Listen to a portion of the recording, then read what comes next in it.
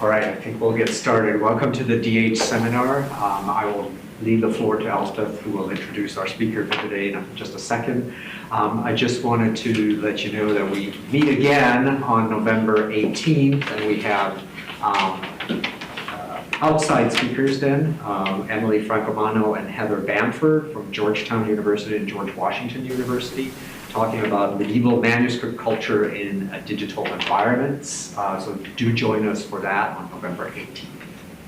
Okay, well today we are very excited to welcome Indigenous language activist Janet Chávez Santiago.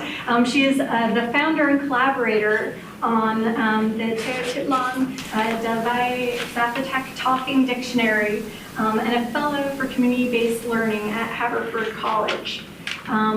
Raised in Teotitlan del Valle in Oaxaca, Mexico, she comes from a family of master weavers and Zapotec speakers. She holds a bachelor degree in language education from the Universidad Regional del Sureste.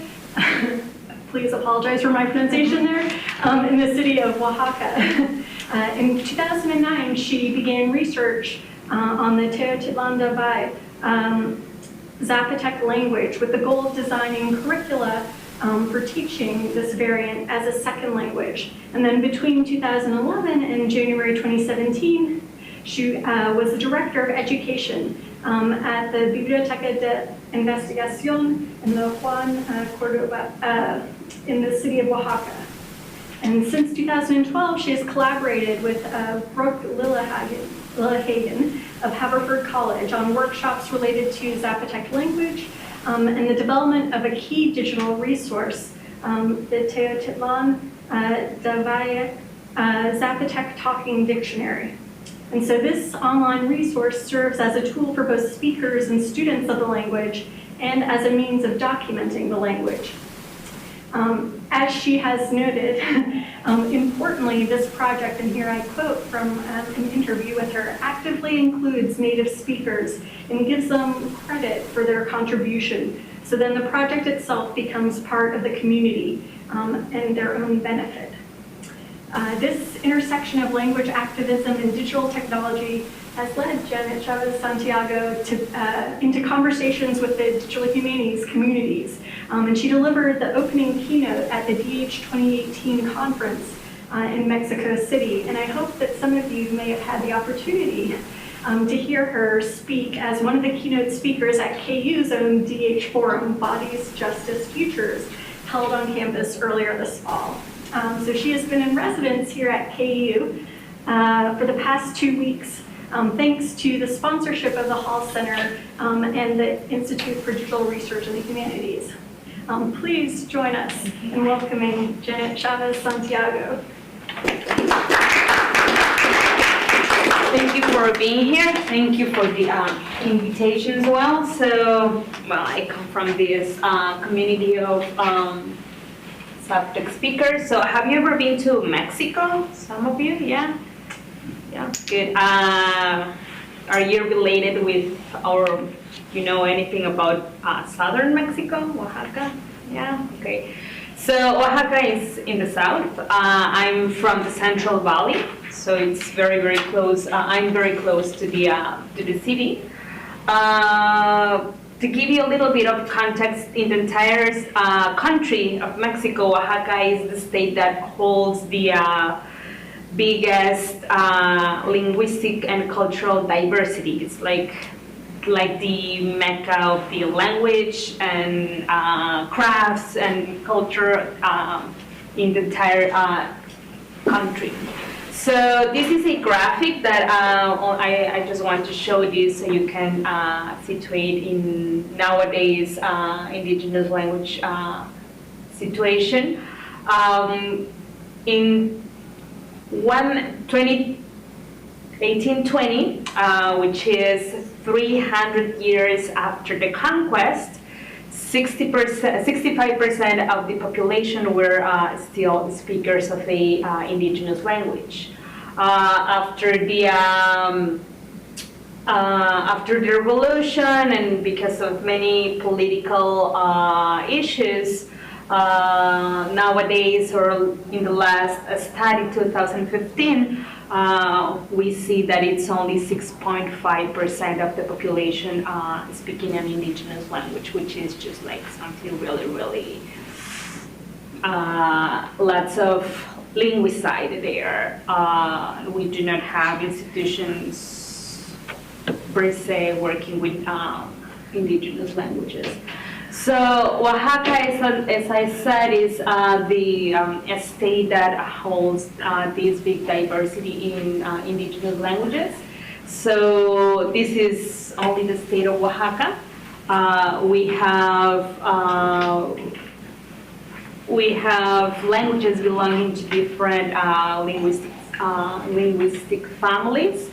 Zapotec is one of the most spoken these days.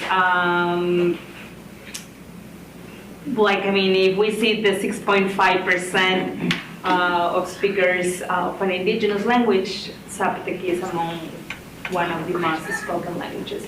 So Zapotec is a language that it's a very big language that has 4 big variants. From the north, from the south, from the isthmus, and from the Central Valley. So each variant of Zapotec that has different situations in terms of how it has been studied, or if it has been documented, or how people are keeping with the language in their own communities. So it's going to change from town to town as well. And besides these 4 big variants, Zapotec has its own variants in their own region, in the community. For example, in the valley where I come from, I'm from this part of the valley that is the Tlacolula Valley. And Tlacolula has like very different towns all around the district of Tlacolula. But for example, if I go to the next town, which is Tlacochahuaya, which is a 10 to 15 minutes drive from my town, the language is going to be totally different. We are going to understand each other, but it's not that we are going to have the same expressions or like the same food or the same work. So it varies a lot. So if in Tlacochahuaya they are doing a Zapotec work, or a work with Zapotec, with the language, it's not going to help my community or my community of speakers, because the language is very different. So this is the entrance of my town. Teotitlán is, we are 45 minutes away from the city, which is, we are located in a very, I could say, fragile point as well, because we are very close to the city and we are exposed to many things from the city that does not embrace our own local culture. But Teotitlán is one of the towns that has preserved very, very hard its traditions and the language. In that area is the town that has more speakers of Zapotec besides of Tlacochahuaya or Chibolo, or like the other towns belonging to the Tlacolula district, and that are also close to Oaxaca City. So we're very lucky that we are just like very holding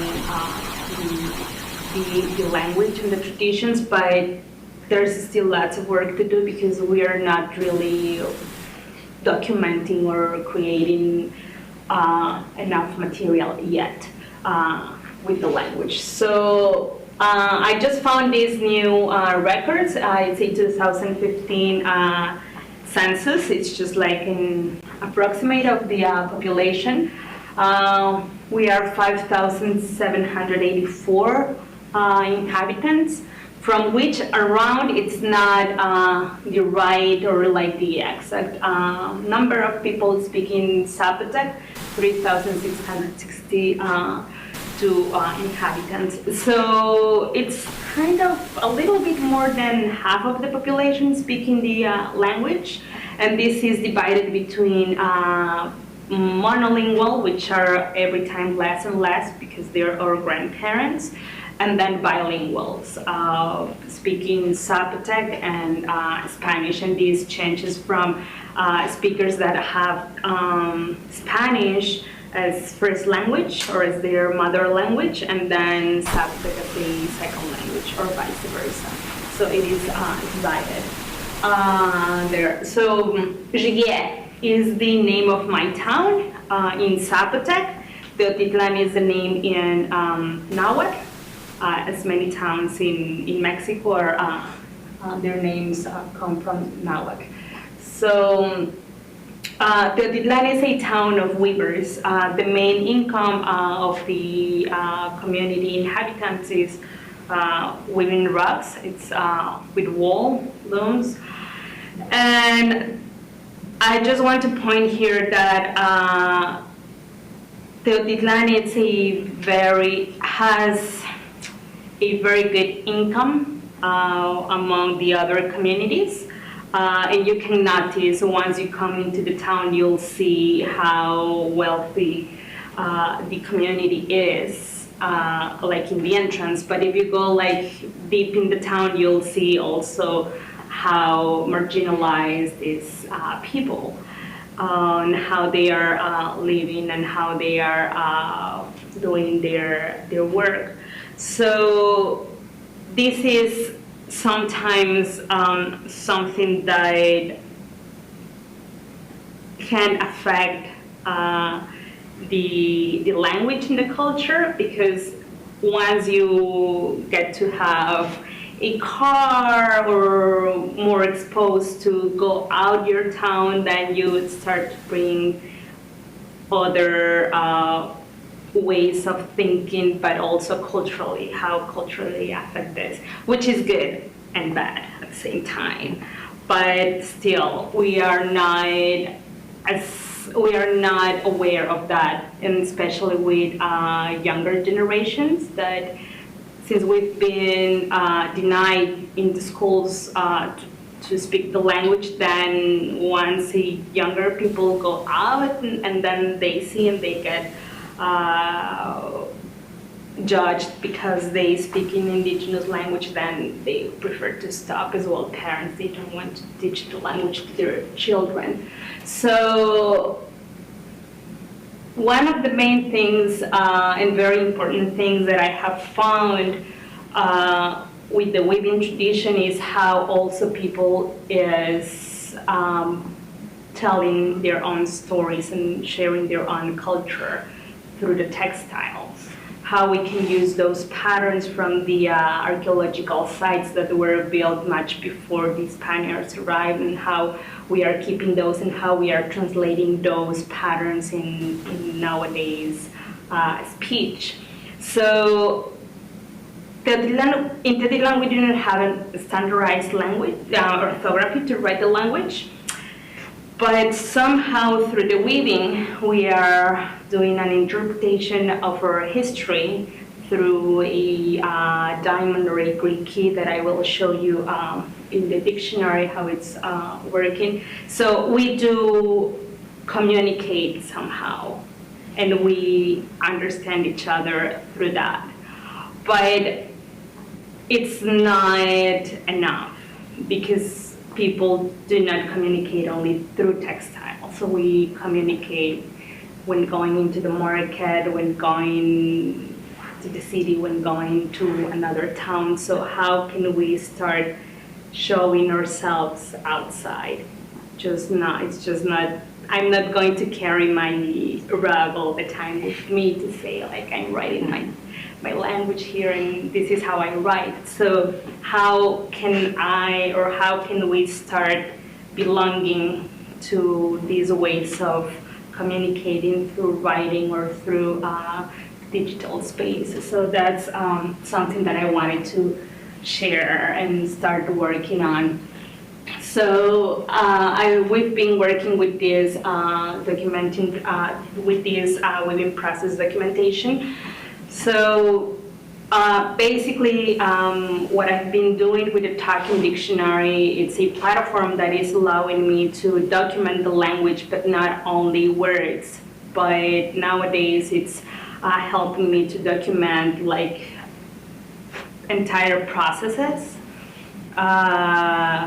And in these entire processes, it's not only kind of instructions how to do it, but what is behind that culturally. What does it mean to use this plant to get this color? What does it mean to weave or to put your loom in this way towards the sun or towards the where in the patio, why you put that thing on the patio. So it's all those things, because all of those things have meanings for us, and you don't see it. And as I've been working with different families, the most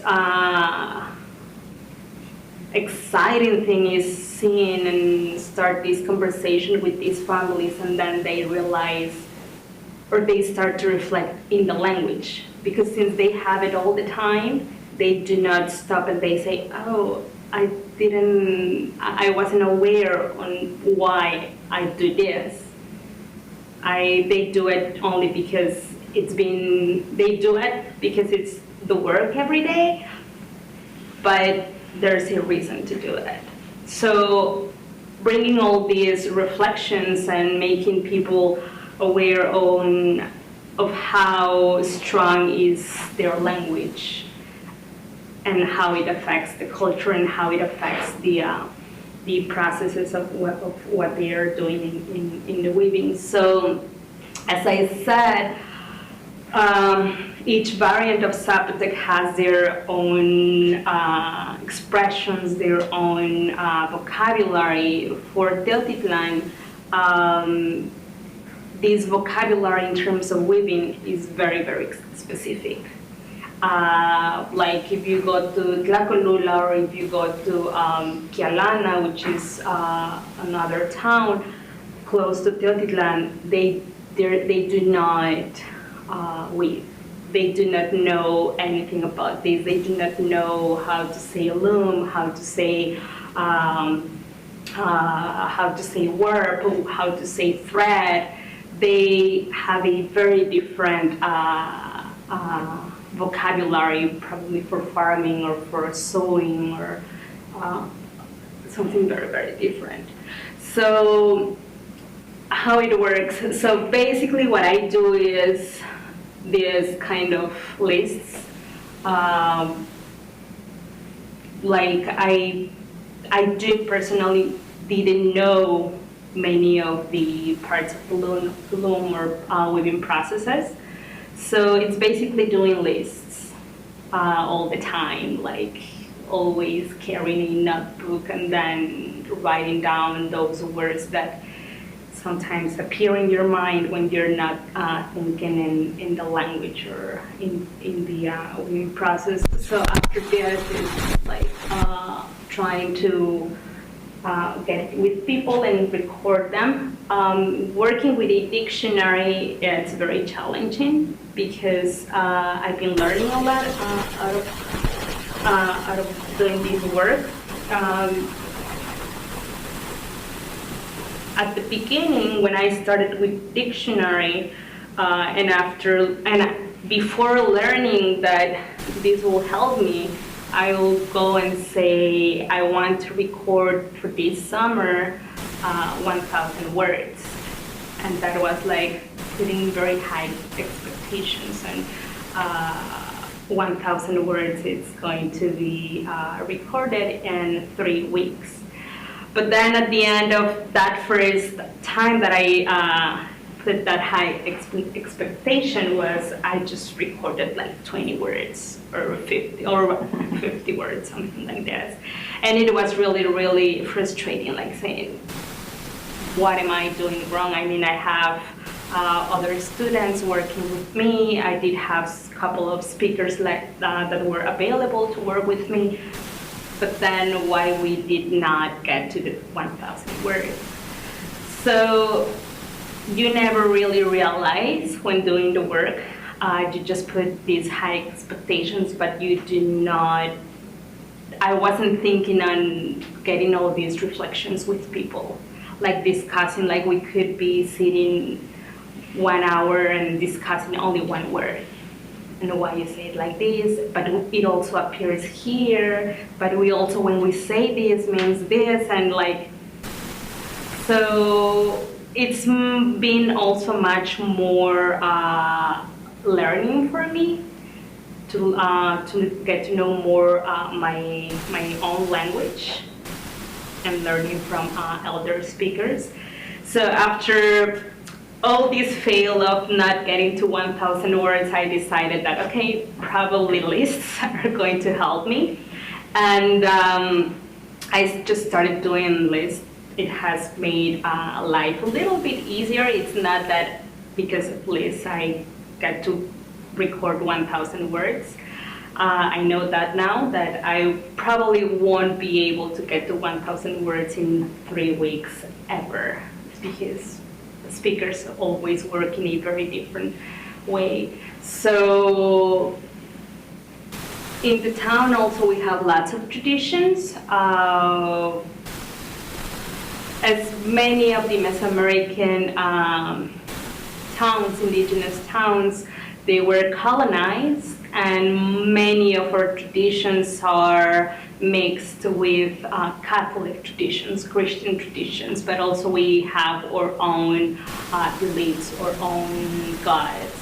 So this one, for example, this is a dance that we have in town. It's the dance of the feathers, and it's basically a representation of the Spanish conquest. So it's kind of representing a war through dancing. So these dancers represent the Aztecs, not even Zapotec culture, not even the Zapotec people, but the Aztecs. They all are from Teotitlan. But part of, sometimes they do have in their speech, because it's kind of a play, in their speech they do some parts in Spanish, they do some parts in Zapotec. It's like very, very, very mixed. And then this part is interesting because then you start to see how nowadays and how people in the town think of the conquest, how they know the history of how it was back then, like, or the idea how it was. So, and how we are representing it, and how this dance is danced during the main festivities of the town, like the biggest festivity in the town, which is in July, and it's the Christ, Jesus Christ celebration.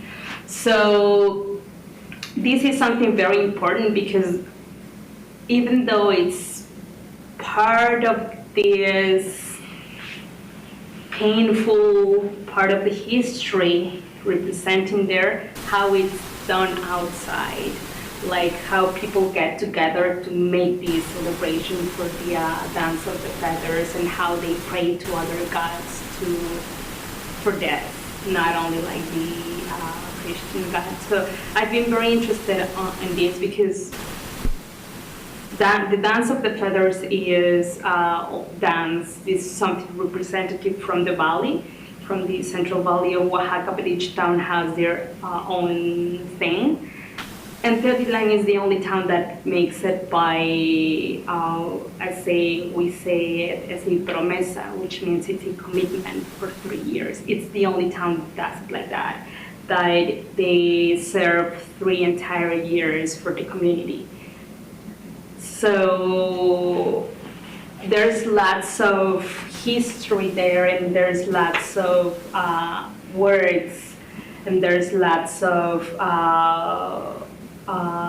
cultural sharing there from 3 different points of view, like the history point of view as a conquest in the world nowadays with the with the church, with the religion, how is it seen these days, and Zapotec.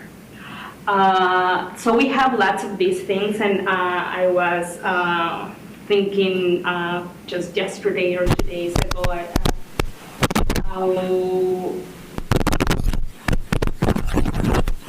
how elder people are believing in those thoughts that they're not necessarily beside the Christian God. I was reflecting on my grandma's situation. She is a monolingual. She does not speak Spanish. And this is just very awesome. She does not speak Spanish, and I know she does not understand that much. She says, hola, buenos días, buenas tardes, buenas noches, but that's basically it. If you start speaking to her in Spanish, you won't understand almost nothing. So she goes every Sunday to church for the Mass, and the Mass is in Spanish. So I really do not know why is she going there. And a couple of months ago, she worked on her field with harvesting corn, and she was praying. In her talking with my parents, she was asking for fertility in the earth and started to name like different gods and like the soil, the corn, the rain, in a way that I mean, for the first time I paid attention how people speak towards something in nature. So she was invoking a God that it's not the God that she prays every Sunday.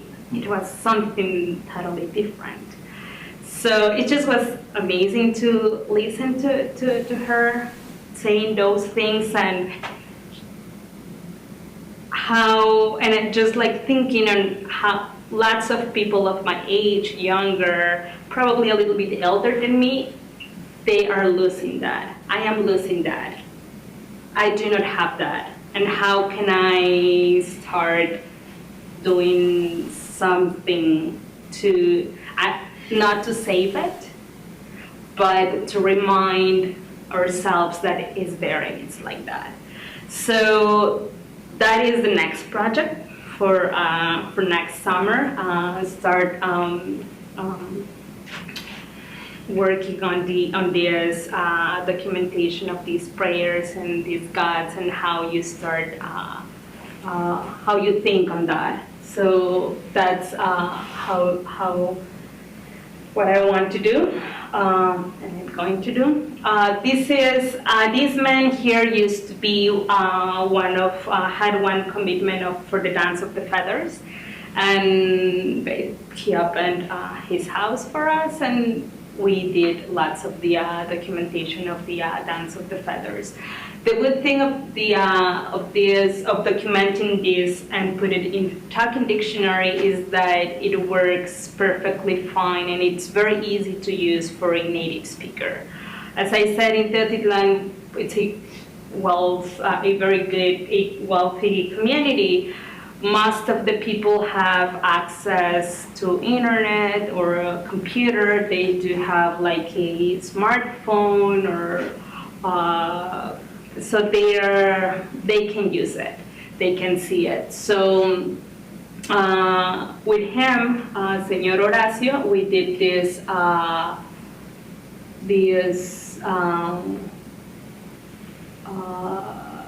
documentation. And it's just a lot that sometimes you cannot record everything and you cannot put everything there, but we do have the files. He was explaining to us that how they are invoking Quetzalcoatl, which is the feathered serpent that we believe in still nowadays, believe it or not. but it's something very, very powerful. And he showed us how to invoke this God in the dance. And I think I can show it to you here. So all of these things that you do not see like at first sight, I'm trying to put it there so we can be aware that it's there and how it is. So he'll be dancing there for us, like showing when we do this step or like this, means this. So that was just very, very interesting. So still lots of things to do with the dance of the feathers, but I'm there. So nowadays, this is the talking dictionary, how you see it, and I think it's going to be better if I go here.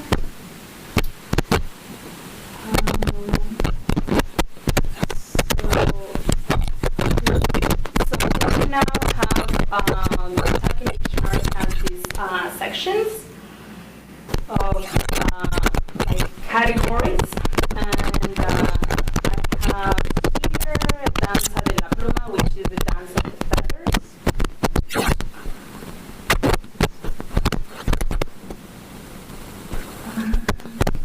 We have like what they are wearing in the for the dance of the feathers, and then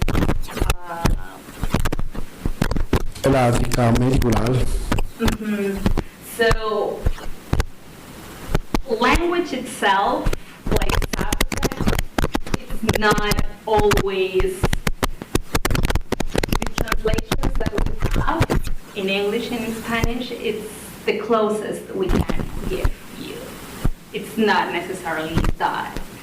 Those meanings. So that's also have been very, very challenging for me, like to start like, how am I going to say this in Spanish? If I say it like this, it's not necessarily that.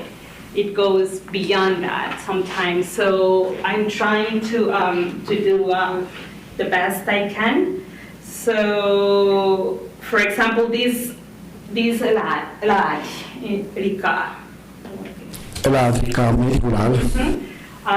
That is the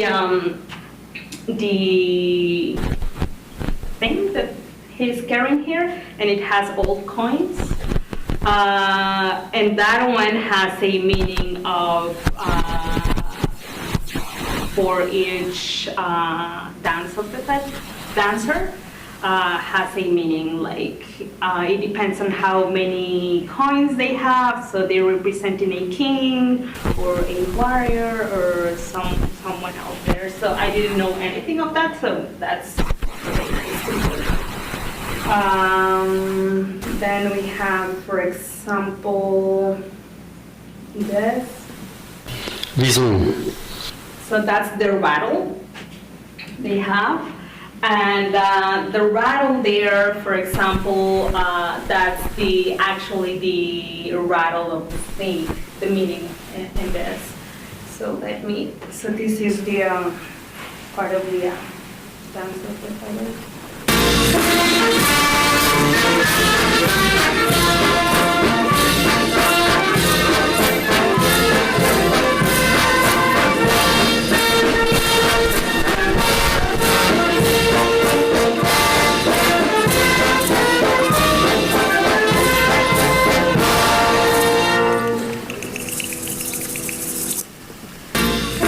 So that sound at the end here, and it's not the entire,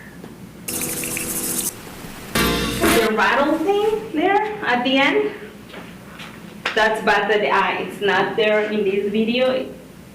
When there's, in this part, when they do this, then they start with a speech, invoking the spectacle. And it's just very, very, something that has lots of history there and lots of remembering the past, but also how it's in the present. So it's something just very, very meaningful there in the town. And as I said, in Teotitlan, it's one of the towns that does it like this. Then, that's not,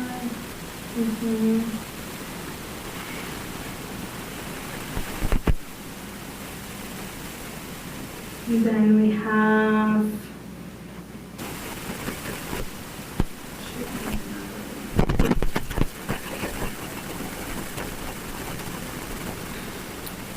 Then for the dictionary, we have, for example,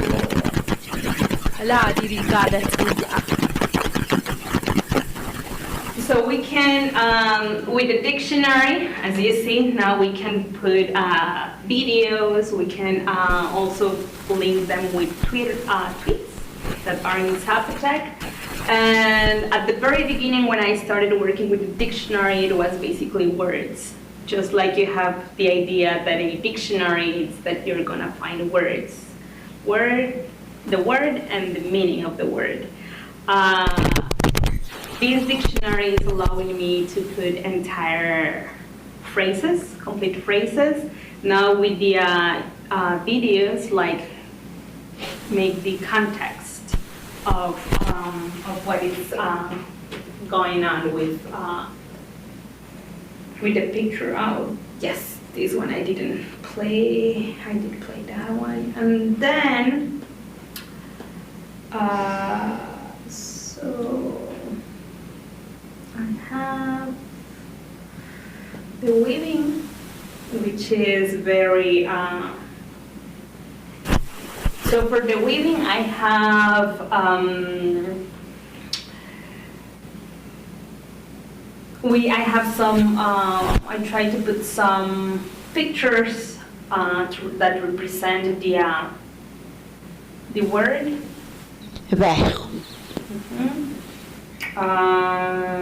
Some of the patterns.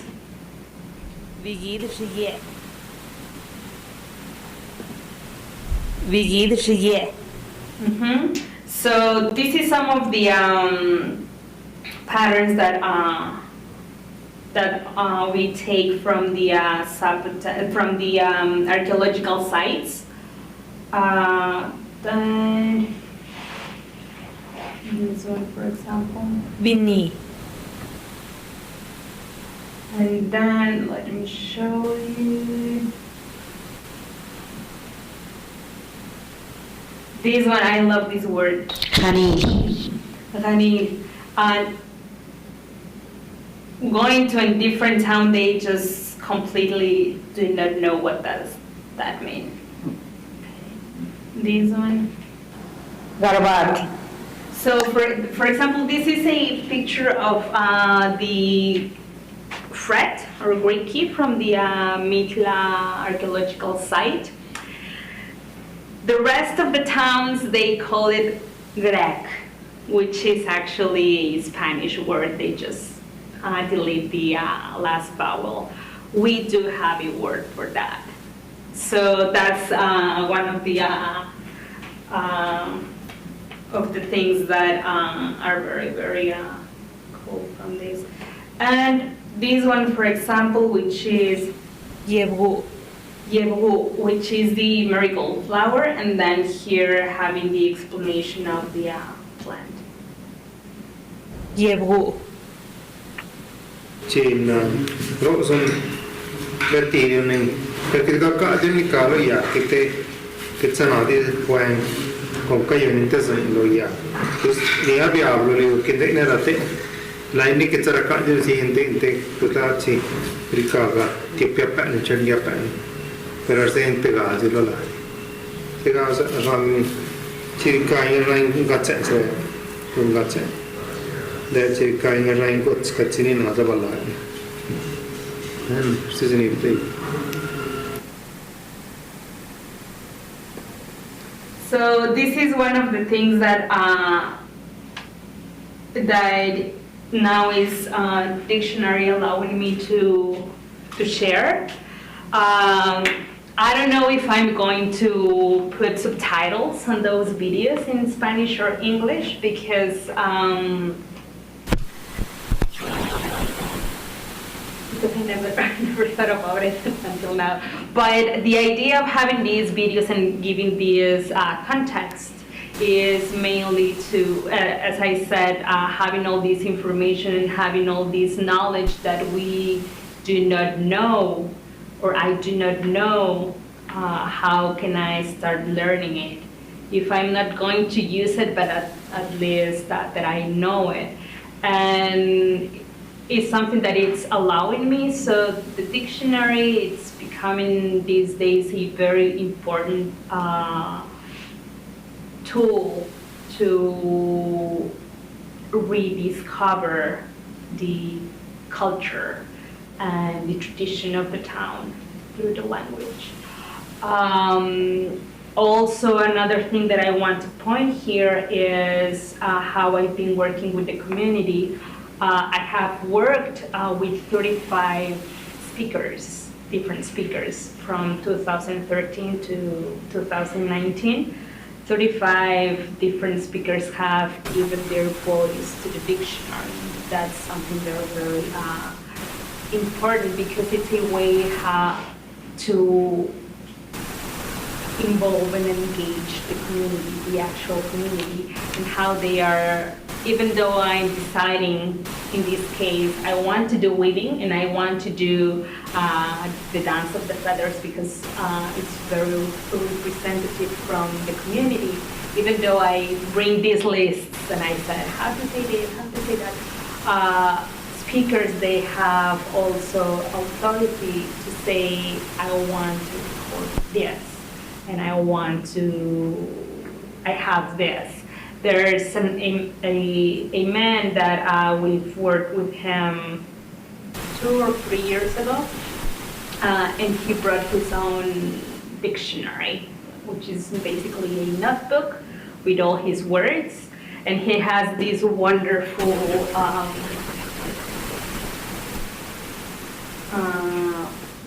password, cancel, sorry, code. Okay.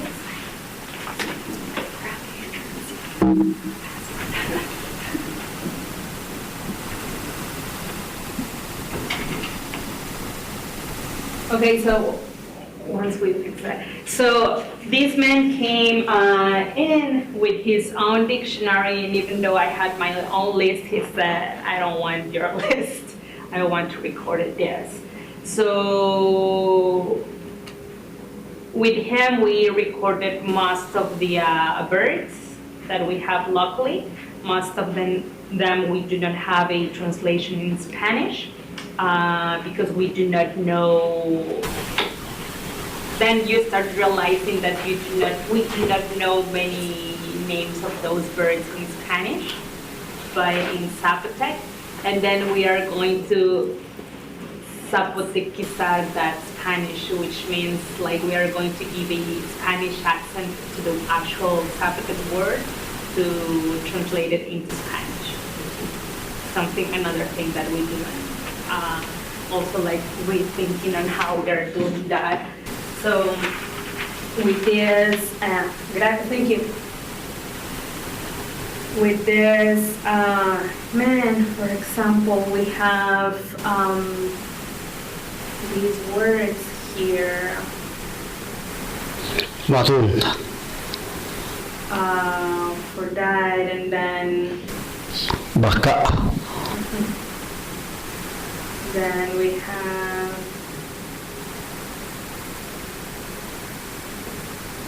Baketkia.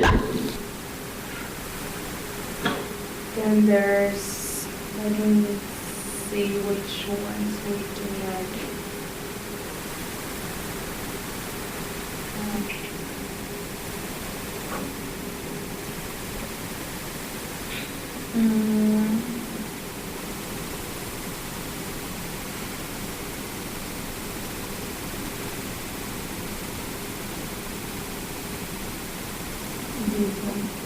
Bijin. So he said, this one, for example, is pájaro mitreño. And for this one, and for many of the other ones, he'll be saying, this is the word I have for this bird. I don't know how it's called or named in Spanish, but it sings like this. And he'll start whistling. I'm just like regretting a lot that I didn't record those whistlings, because it'll have been very, very helpful for the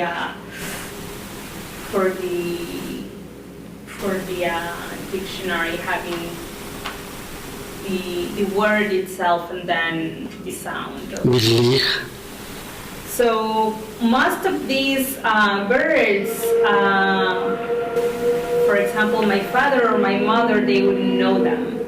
Of course, I didn't know them. So this is something that also we are trying to bring back to our memory and to our vocabulary, saying we have these kind of birds, we have these kind of insects, and we do not. What's the ball?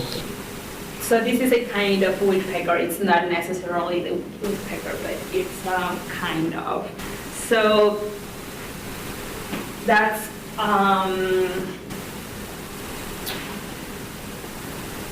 how we've been doing. And what I love of this work that I've been doing, working with students from here, from the U.S., mainly from the Tricom in Haverford, Swarthmore, and Bryn Mawr, and professors there, is that I have the chance to train them and to make them think in a more human way rather than in an academic way. Like, you're going to a community that you might want to find people who speak Spanish or English, and you have to be respectful of that.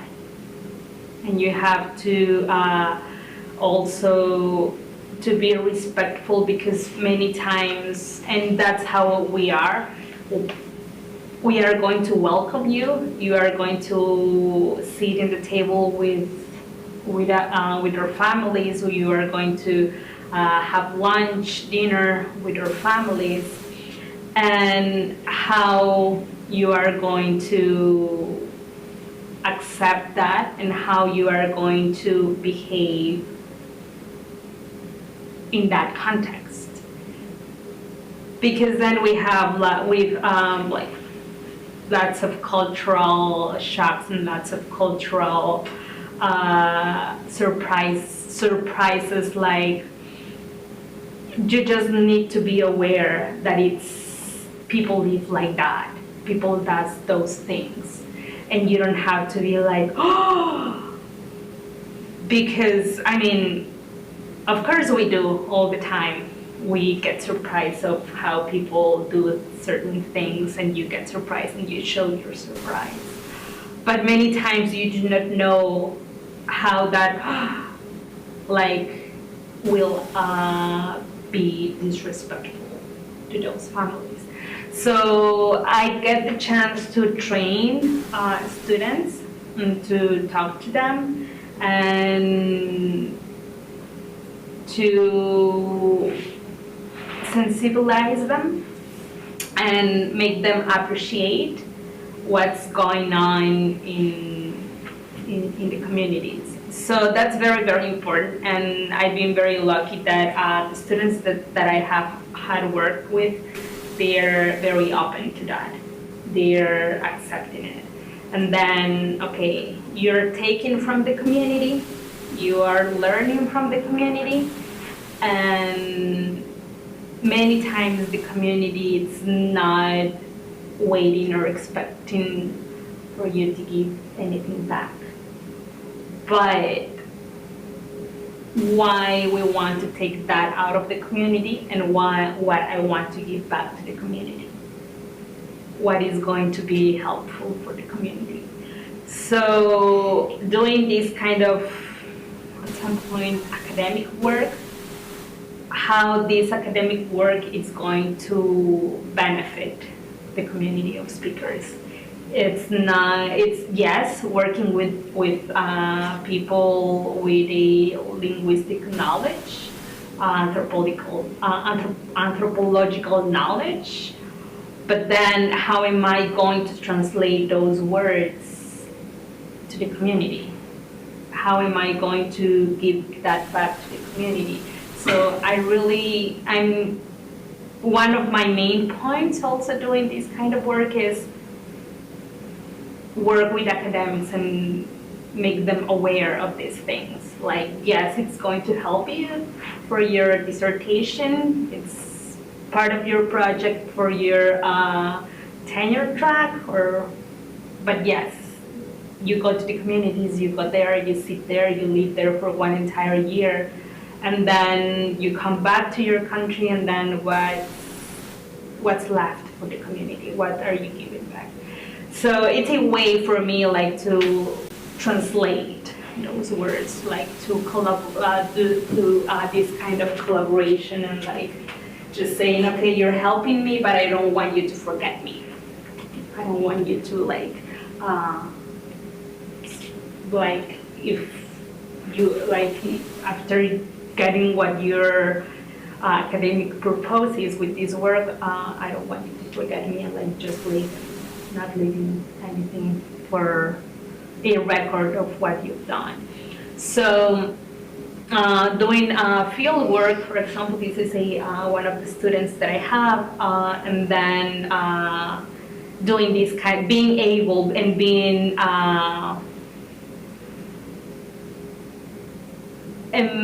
humble and say, okay, we do not have a school, we do not have a place where to sit in the town. We are going to just walk around and talk to people and like carrying your camera, carrying your recorder, carrying your computer, and like to show these things. So are you aware that we are going to work like this? We are not going to have the things that you have in your college, for example, or like how you are used to work. So making aware of all of these things and being patient as well with the speakers, because as I said, not all of them speak Spanish or English. So how we are going to approach to them. So that's something that I am very happy to do, and how we do these collaborations. And at last,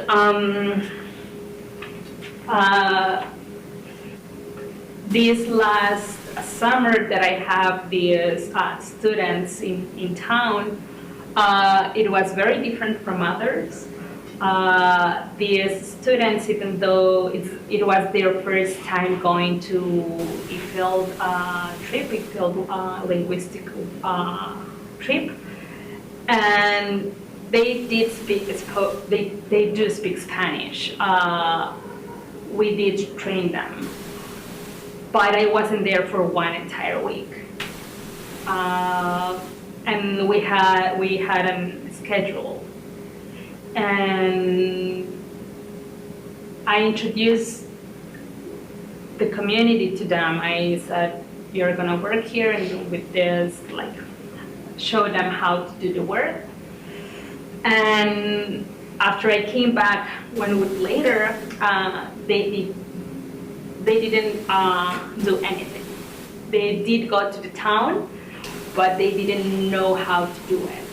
And they were like, we really didn't know how to go with the families and how to talk with them, and they were kind of afraid, probably, I don't know, but they they said that they were kind of lost and scared of doing it. So that's another thing that I added to my list, that things that things can happen like that. Things cannot go even though you train them. Sometimes you have to deal with these different personalities, and then how to deal. You need to deal with students that it's their first time like this, this first experience, and I worked with them 4 more weeks, but they didn't want it to go away without me. Like, I will say, go talk to this speaker, record with them, and I'll be recorded, and they didn't want to. They didn't feel like they could do it without me. So that's another thing also, that it's very engaging for me to be there.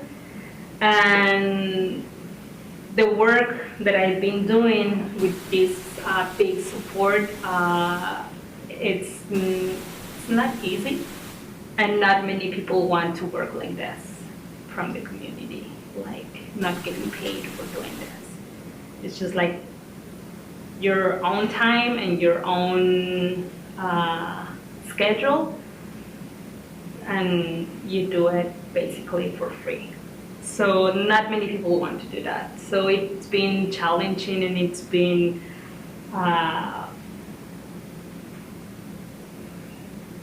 to support the dictionary this way, in terms of people working on it.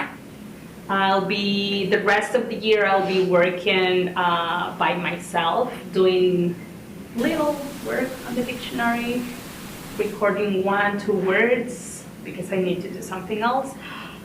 But during the summer is the times that I have students, I have enough equipment to work and going into the town, and I want to like record as many words as I can and get to know more people, and involve more people. And that's like the only time that I'll have I will have the time to have a more impact in the dictionary. So it's been a long trip this time in this dictionary, but also what I'm happy now is that this year more people are telling me that they are actually using the dictionary. So after 6-7 years of starting this dictionary until 2019, it is a real tool for people in the community. So 5-6 years were of just doing the work without having a public, or without reaching the public. So I think I covered most of what I wanted to say. I don't know if you have questions. You mentioned parts of a room. Mm-hmm. How do you describe that in the dictionary? Do you use words, or do you have images? We have words and images.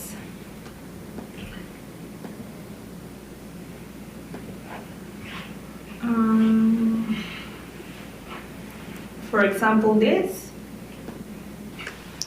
Ular. So this is the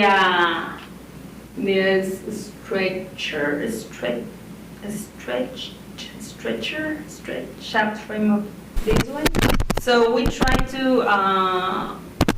put in this is Webs. the take pictures of the of the parts of the loom. Unfortunately, we cannot zoom the picture, but and not all the words have pictures yet. So that's another thing. But let me see this one, for example. Rodisi. Rex tetral. So it's this one.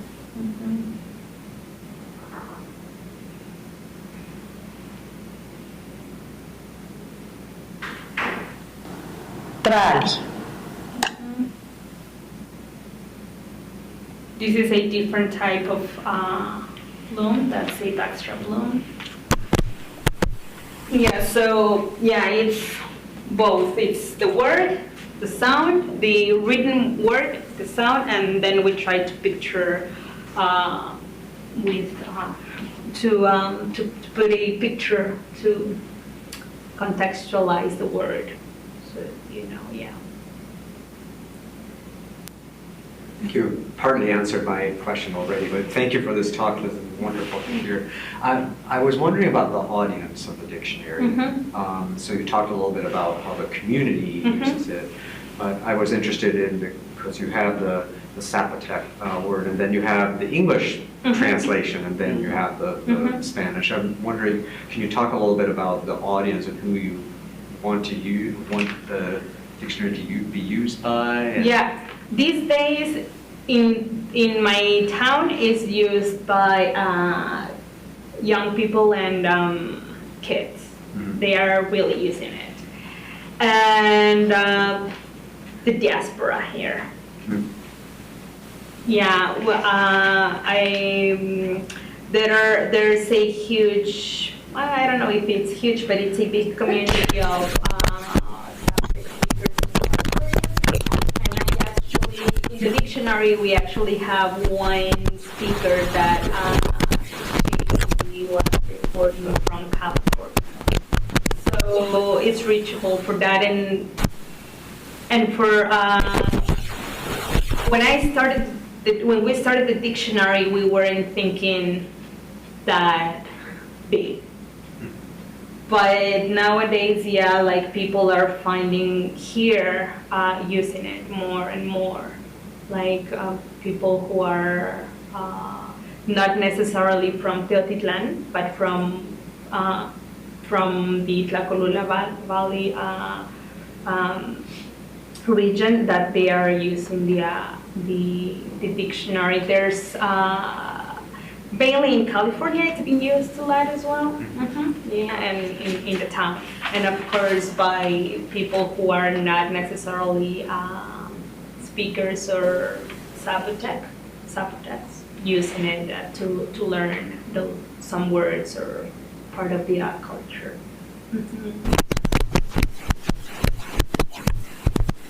So I have lots of questions, but I'm going to try and limit it to just one or two. One of the first questions that I had is, in that process of having the conversations with the community, when you try and capture the words, are you asking the native speaker to say the word, or are you recording the word as it comes up in conversation? I'm just even thinking about, the moment that anyone asks you how you pronounce a word, you can no longer remember how you actually, you yourself say it. So I'm wondering sort of how you sort of try and get. Well, the dictionary, it's very easy to use. So I can record if I have a internet connection with headphones and speaker, I'll be recording the words immediately. If I do have this list and I said, how do you say this? They will record that. But sometimes we do not have internet connection, so we cannot record directly, so we use a recorder. And when the speaker, this is very frequent, when the speakers see that there's only a repeat, they cannot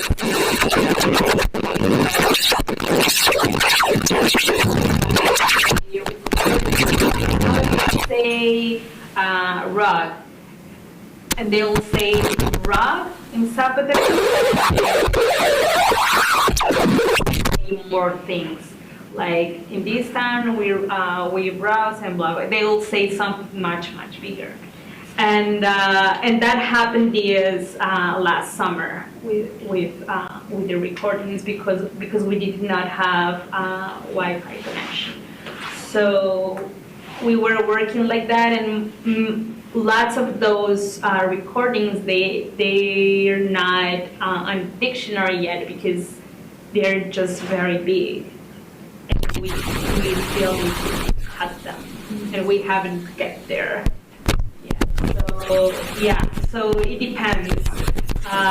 It depends on the situation of what Wi-Fi or not Wi-Fi or recording, and depends also in the speaker, like what. Sometimes, even though you explain the speaker how you want to do the work, the speaker does what they want to record, and we respect that. Yeah.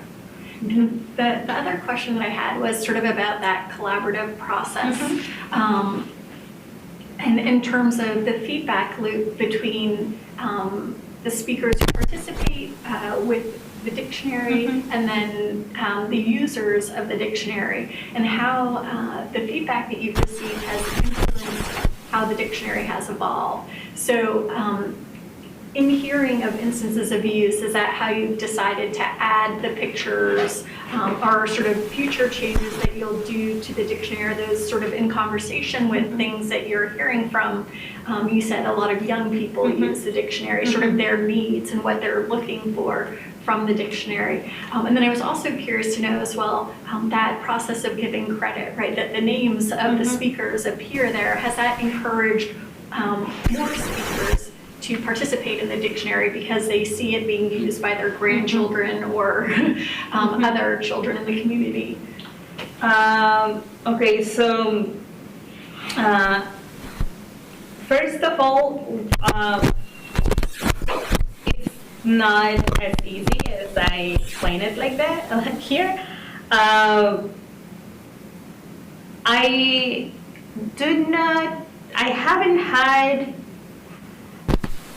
the community support in terms of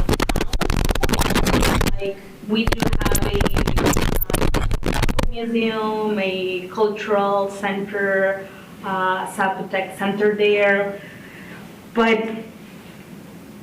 going through an institution in town, it has been very difficult. So basically what I do is going, like, greeting people in streets and doing that work like that. So that makes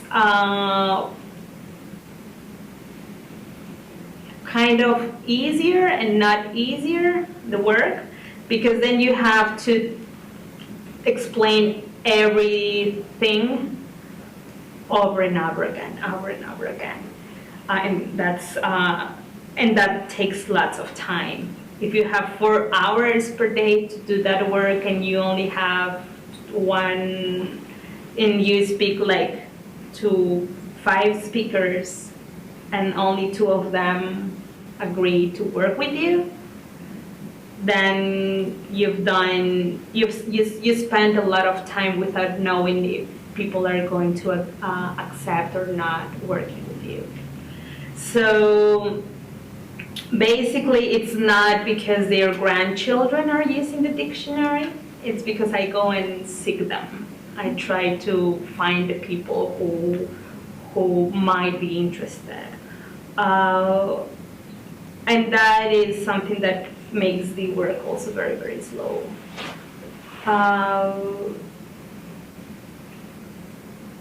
In the case of this dancer, Señor Horacio, we were in his house. So one of her sisters was there, and she was like, can I record something? I mean, so of course you can record something.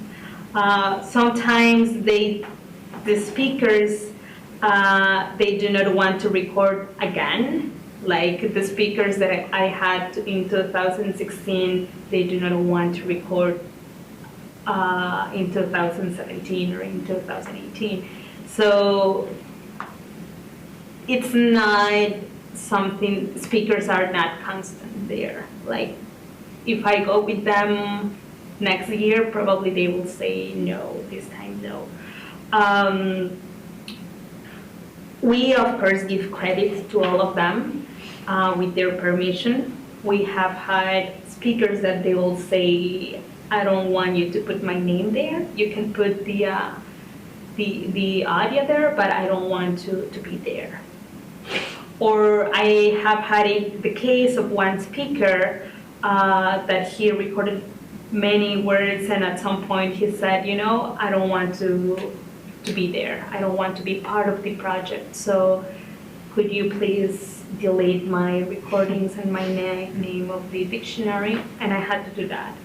I mean, it's also a thing of not appropriating those words, even though it's my own language, but those voices.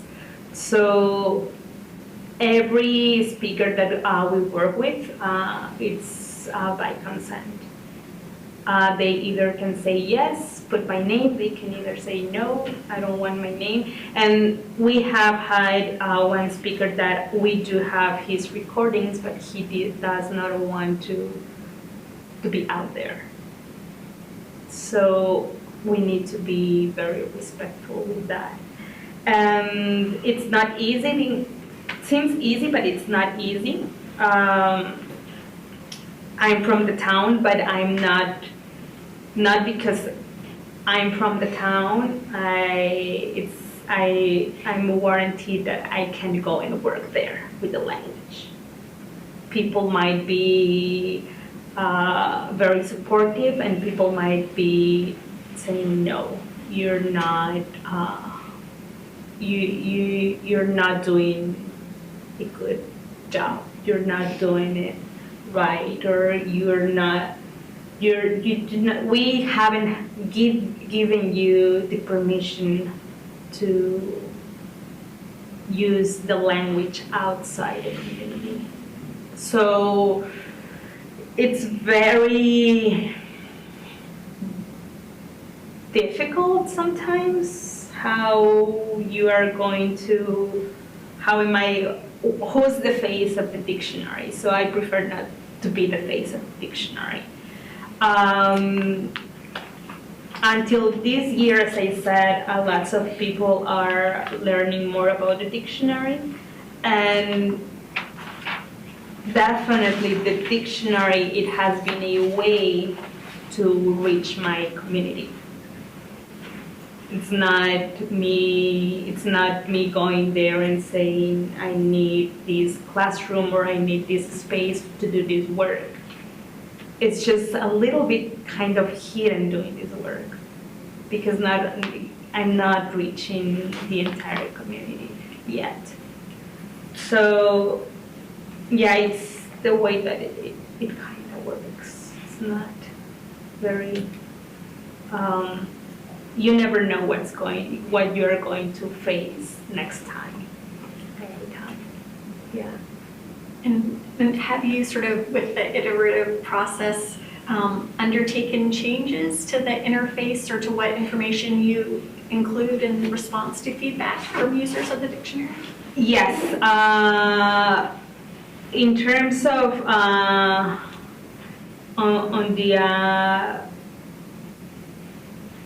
on how it's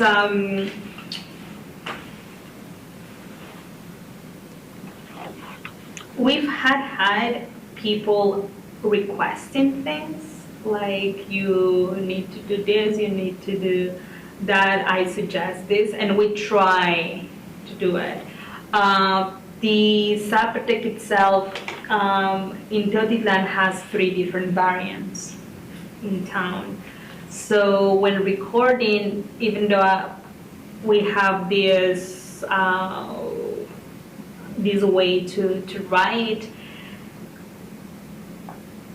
and we try to have it even there. If the speaker says, I don't say that,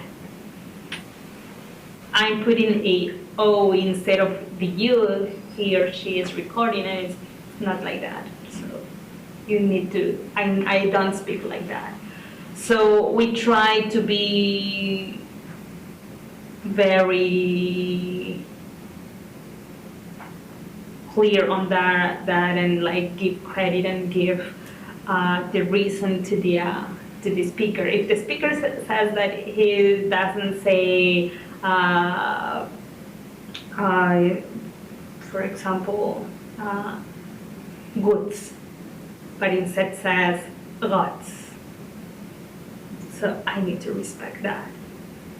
So that's one of the things. That there's also things that has been, we have a community, a community radio station there, and they are doing lots of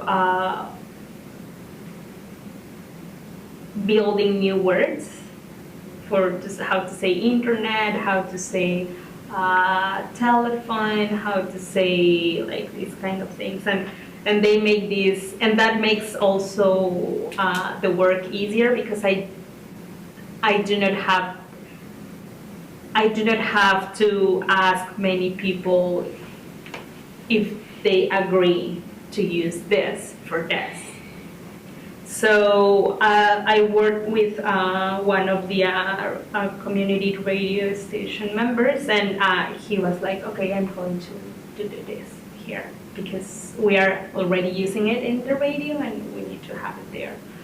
So they can propose that. And in terms of the interface in the in dictionary, I have access to translate the interface, how you see it, if it's in English, in Spanish, or Zapotec, but I do not have access in the technical part, like behind the interface and behind of all those invisible cables. I do not know how to use those, but I've been trained on how to fix things and put it, like take care of the interface, which is just very, very technical, but I've learned how to do it.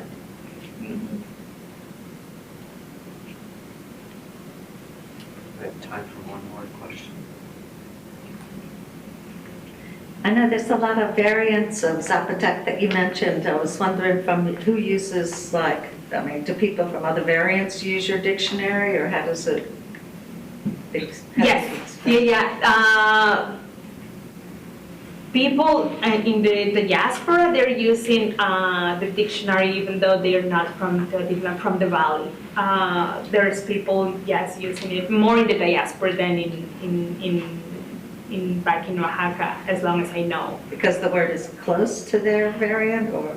Because the words, not necessarily that it's close to their variants, but they are trying to learn Zapotec. They're trying to follow with their community. And since many towns, they do not have a dictionary or they do not have anything, the only source they find online is that nowadays. So they're using it. So I do have people mainly from reaching me from the Sierra Norte of Oaxaca, which is very very different, and they actually have reached me and said, okay, I'm learning this and I do not know how it's in my town, but I'm using it.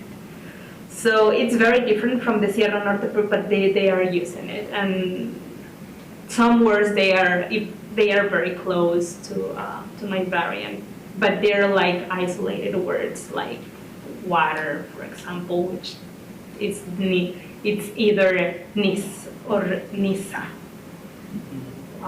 in other variants. But For example, as I said the other day, for greetings in Teotitlán, we have 4 different greetings depending on the day. But in the Sierra Norte, they only have 1 word, padiush, for everything. That's their hello, that's their good afternoon, that's their see you later.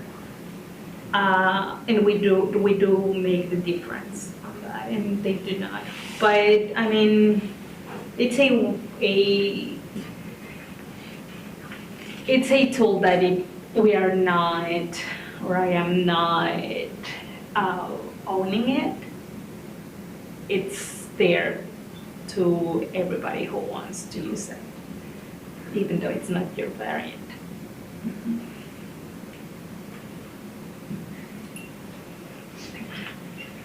Oh, yeah. I think we'll give a final thank you. Yeah.